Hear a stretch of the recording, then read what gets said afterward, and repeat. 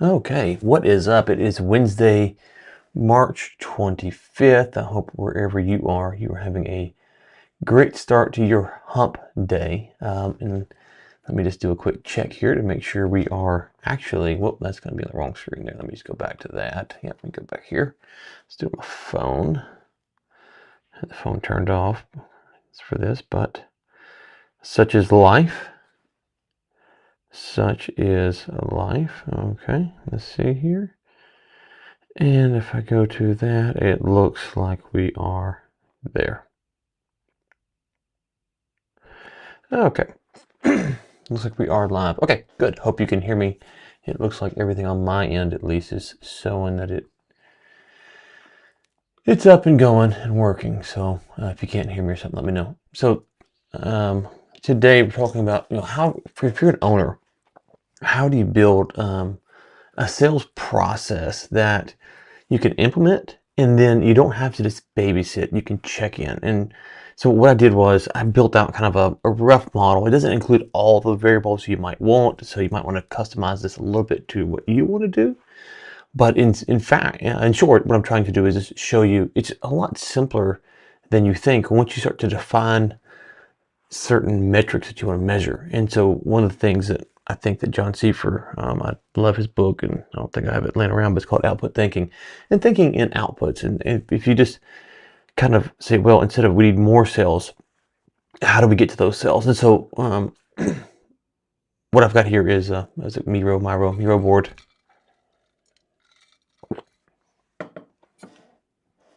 Going through all kind of a list, I would say, of what to do. And it goes from the top to revenue all the way down to, setters. And so for most small businesses, they're not doing 10 million in revenue a year, but I just use that to make the numbers round. And the ticket price, 10,000. Again, that's not normal. I understand that. It's usually varying degrees of, they're doing 10 million of revenue a year, and they're doing ticket prices of 1,000 or 500 or something like that. So it just kind of depends on where you're at. But the point is, in essence, the same. You got to understand this. And again, these are some of these numbers you'll see as we go along are wrong. Like, for instance, the show rate, like the 70% show rate is tremendously high. Like, it's great. So if you got that, good, but odds are it's lower. Anyways, let's go through it. Okay, so the first thing you need to understand is, it sounds pretty cliche, but your revenue goal, and I would push this a little bit further, not just your revenue goal, but your end revenue goal. And what I mean by that is, you're not trying to get to 10 million just to get 10 million. It's like, I want to get to 10 million and then not plateau, because we don't want to plateau and just be stuck, but I'm scaling to 10 million, and then I'm going to kind of ride that wave, maybe 10, 10.5, then maybe 11, something like that. You're going from 1 to 3 or 3 to 6 or something like that. So you're trying to understand where you want to kind of level off. Think about a plane. You're trying to get that altitude that you want to fly at, and then you want to fly there. A lot of people will say, well, if you're going to push to, to 10, you might as well push to 100. I think that's kind of misleading on some levels. Just to get to 10 is really hard. Most owners don't need to even get to this level, but some do. So I use 10. So we want to understand our revenue goal, and then we want to understand, let me change that. We want to understand our average ticket. That's the wrong selection there. Our average ticket price. Let's just do that. Average ticket price. And so most businesses have kind of a few things they're selling. If it's a service business, maybe they're selling, HVAC, let's say. Well, their average ticket for HVAC is, $150 or $350 or $550 or whatever it might be. They might have some installs that are, a couple $1,000. They might have some maintenance calls that are, $150, and the average is $500. So you want to understand kind of your average, because that's the best way to, again, presume what you're going to keep doing in the future. And understand if you need to move that average ticket price, and then look at your tiers to see which ones you want to tweak. Now, churn rate is something that more owners need to think about. A problem for a lot of small businesses is they don't really have churn. They just kind of have ad hoc work, if you will. And so it just comes and goes, and they're always trying to find new customers. So if you can figure out a way to roll out a package in your business, and odds are you can, that puts at least a quarterly or a monthly, even better, subscription as a part of what you're doing, then great. And so you want to understand your churn rate of that. If you haven't done that, I would say you really need to spend some time after you kind of work through your sales funnel of how do you add that in there, because A, if you want to sell, it makes your business more valuable, but B, it makes your cash flow, even if you're not thinking about selling, more steady, more certain. So, and then we want to understand a simple number, our close rate. Now, our close rate is a little bit misconstrued here, because we might simply say, and for this, what I have is the close rate for closers. Let's say you have setters and then you have kind of closers. So I'm not talking about the setters, all the times that they're flopping. And no offense to setters, that's part of their job. I'm talking about the actual close for the closers. And so this number needs to look at a few things, right? So you need to say, okay, well, we have a closer, and this closer is 20% of the calls that are booked for them, they close. Great.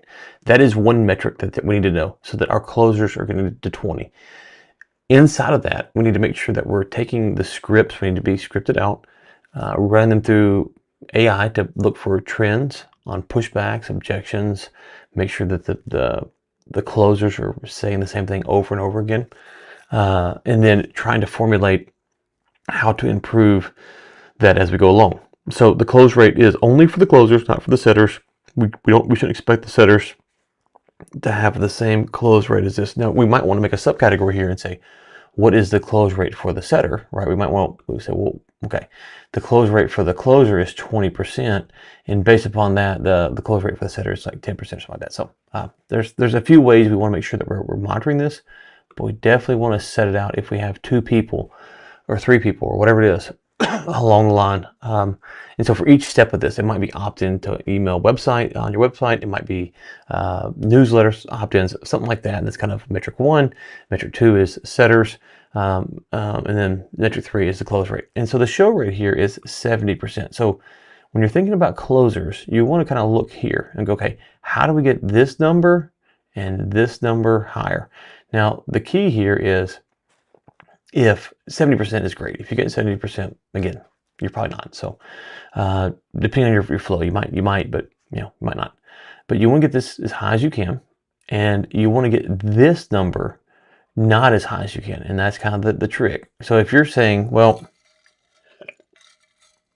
our close rate is 75% for our closers, then the odds are is you're not pricing high enough, right? You're closing too many deals because you're probably not pricing high enough. Maybe you go down to 60% up the prices, and you go down to 60%, or you go down to 40% or something like that. So again, you're kind of looking at this as a funnel, top down, going, okay, well, how do all these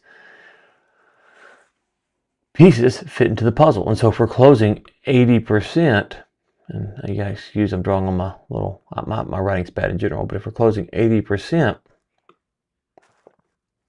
and we're trying to get to 10 million, well, that's going to get us there, but it's going to be a lot of volume, odds are, because we're probably not charging as much as we can. So we might go down to a 60% close rate, up our prices by 20%. We might up them again more, and go down to 40%. And so all of a sudden, we get down to a 20% close rate, but that 20% close rate means our average ticket price is higher, which can impact these numbers, right? So you're just kind of working these numbers up and down. You're starting here, understanding where you're trying to get to, and you're constantly kind of tweaking these numbers. So early on, you might underprice, and you have a better show rate, you have a better close rate. But then as you go along, those numbers might drop, but this might go up. So you might start here at $1,000, we'll say. Oh, this is gonna be brutal. 1,000. My hand. This is, yeah. My handwriting's bad. Writing on the trackpad's worse. So you might start 1,000 and have an 80%, right? So you might have that. But then as you go up to 10,000, you get down to 20. But you realize that the number of customers you need is far less. So it's just a game of trying to go, where do we think the market needs us to be? What can we charge as a premium? How do we move our offering up to the top end that we want to do? So the premium offer in this fictional space might be, instead of 10,000, it might be 30,000. But you don't want to offer what the 30,000 offer is. You're not ready for that. It's too much work, whatever it might be.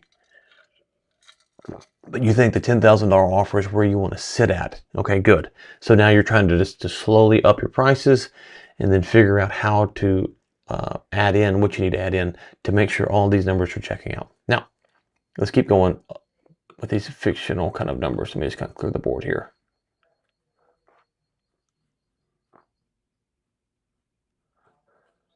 Okay. All right. So once we kind of dial this in, this is kind of the first thing, right? Then how many touches, and touches is the key word here, per book call. We want to track this. This could be email, could be text, could be phone calls. We can't track stuff like website visits per person unless you have some kind of advanced pixel stuff that you're kind of working on. But we basically want to track how many touches from the setter from our CRM do we have to get a call booked, right? So in this model, we said 8. So now that we know 8 touches per book call, there we go. And then I'm assuming with this 260 work days in a year. And then the max call per closer is 6, right? So 6 calls a day to close, and then 20% close rate. Now we kind of know our numbers. The touches, though, per setter is 70. And that seems like a big discrepancy, but it's really not if you think about it like this. The touches could be text, could be emails, could be newsletter send outs. It could be a lot of things. It could be phone calls. It's a lot of things. And so the setter can make more touches per day than the closer can. You want the closer locked in on what to do best. Like what is the things that they can focus on to make sure that they are locked in for these 6 calls per day. Because these 6 calls is what's going to get you this, assuming that you're getting that, right? You see how it begins to work, where all of a sudden it's like, okay, here, here, here. If this is happening, then this should happen, then this should happen. I'm sorry, not that, but then this should happen, this happens, right? So then you kind of work it down and then back up, right? It just kind of goes down and up, down and up. And the more you are tracking the key metrics involved with this process, it sounds really complicated, but it's really not. It's just breaking it down into the outputs that you need so that you know what's driving the results. So if I was advising a company, I would say instead of touches per day, we'd categorize these touches into text, cold calls, emails, and maybe a weekly newsletter or something like that. So we have maybe 4 categories. So each setter, when we say 70 touches per day, well, maybe from the CRM, they're sending out 30 text messages that are cold, maybe 20 text messages that are follow-up once a week. And then, so we got 30, that's 50, so we got 20 more, and then 20, whatever I didn't say, 20 cold calls. So we kind of categorize them so that these 70 touches are not ambiguous on what we expect. They're very clear cut. This is what we expect you to do every day. And this is how we get our 70. And if we get our 70, we should have closers that are having, no more than 6 calls a day. That's what we want them to be focused and capped at. And then of those 6 calls, we expect a 20% close rate, right? So you see, you go down, and then you kind of go back up. Those numbers all work together. It's just, as I say in business, there's kind of 2 types of problems. There are the math problems, and this is just math, and there's people problems, right? Well, if you don't know the math side of the equation, you can't understand if it's a people issue or not. So if you don't know that you need 70 touches a day, well, you really don't know if the person is doing what they should do to make sure that they're helping you achieve your goal. If you're saying, well, touch as many people as you can, reach out to as many people as you can, well, that's great. But if you don't know that that it's 70 is the number you need, okay, good. And then you might say, well, we need to be 70, but really we only have time for 50. This person is grinding and only have time for 50. Well, maybe automation can come in and help us get to 70 or more, right? So maybe we find out that we can automate part of this process, the text part, or the cold email part, or the follow-up on a certain CRM part. We can automate that. And a lot of companies, it sounds kind of cliche, but a lot of companies aren't doing that. They're not doing the basic work to automate some of that stuff to make sure that this process is as seamless as possible. Okay. So if we said that, we had no recurring revenue,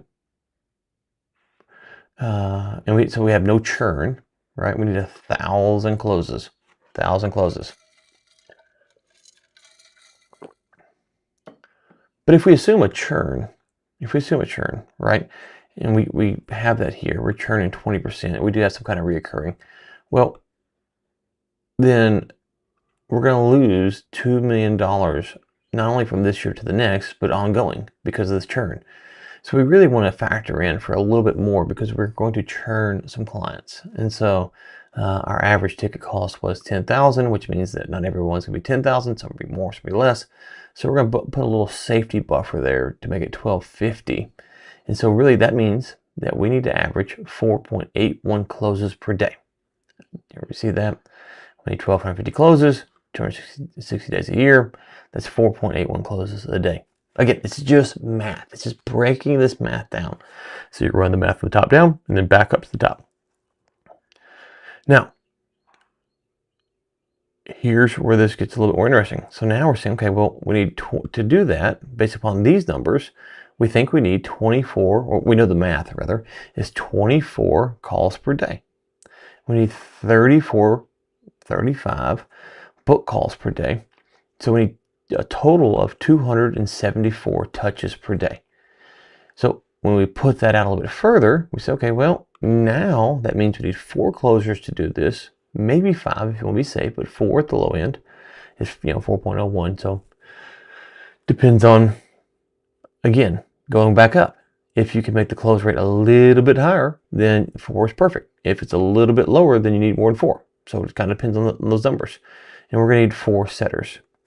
So a team of 4 setters and 4 closers based upon this math is going to get us what we need, assuming that the setters are getting their 70 touches, assuming that we're getting 6 calls with the closers with our 20% close rate. Again, I can't stress this enough. It's down, top down, and then it flows back up. Okay, are these numbers down here actually resulting in these? Well, that's brutal. That's brutal. These results up here. Are we seeing this once we get this? Right? So down and up, down and up, down and up. So we understand our team. And then our show rate. Our show rate for our calls, 60%. Again, that's probably a little bit high, probably way high, depending on if you run ads or newsletters or depending on how you're doing this, but 60% show rate is going to be good. I've seen people really popular who've had people pay them before they take a coaching call, and they can't get, they struggle, they get frustrated because it's 60%. So I'm not saying you can or can't, I'm saying you have to know these numbers. So book calls needed per day, right? Again, this is the math. You need 40 book calls a day. Total touches needed per day, 320. Well, who's doing that 320? Well, most of that is going to come from the setters. They're going to help with that. So you're going to need, now you're going to say, well, we actually need 4.58 setters. We kind of tweaked that a little bit. We went from 3.92 to 4.58. Again, you see how this works. And then down here, you'll see the setters required for this, is this, right? So the show rate goes to 70%. Instead of 60%, you go down to 3.92. So you can safely assume 4 to 5 closers as you play with these numbers. And depending on what you're doing, you might say, well, maybe I need 7 setters. Our content, our marketing is not very strong, so we need 7 setters because our show rate is not 70%, it's 15%. Okay, well, we need better front end content to help with that. We need better, we need stronger email newsletters. We need better text. We need the things that make people want to appear on these calls to drive this number up. Because at 80% close rate, show rate, which is really high, we need 3.43 setters. Okay, that's a great number to be at. Whereas if we're at a 60% show rate, we need 4.58, which is probably 5. So 3 to 5 in this model. And again, this is just simply tracking all of these numbers. What is your show rate? What is, is it 60%, 70%, or 80% is kind of the three metrics I have here. And then how does that turn into book calls? How does that turn into closes per day, touches per day, all of those things. So as you go down, you want to understand, what are these categories I need to track? Maybe you don't have a setter, maybe it's all closers, it depends on your business. And then how many touches do I need per day? And then the touches need to be categorized into text, emails, newsletter. Maybe if you're doing a newsletter, you should be doing a newsletter, but you're probably sending out daily, so probably a weekly newsletter. So touches, so text, calls, and calls are warm calls and cold calls, right? So you want to categorize all of this stuff, and then you begin to understand, okay, now I have a system in place that all I'm doing is I'm looking at the numbers involved, going, okay, here's my top goal. Here are the metrics I need to track. Here are the subcategories. It's like here, we need subcategories to understand what the touches actually mean. And so you're going to break that a little bit more. So 70 touches we need, and they're broken out apart this. Great. And then you come down and go, okay, well, how does that play into people?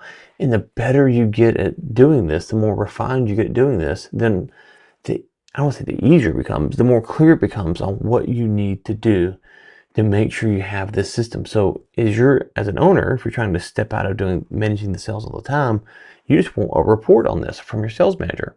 Okay, hey, our show rate this week was X. Here's what it was. And these were the results. We booked this many calls. We had this many touches per category. You should, unless people are quitting, you have a high churn rate of employees, but we have X number of setters, as you know, and we have X number of closers, and and the closers closed,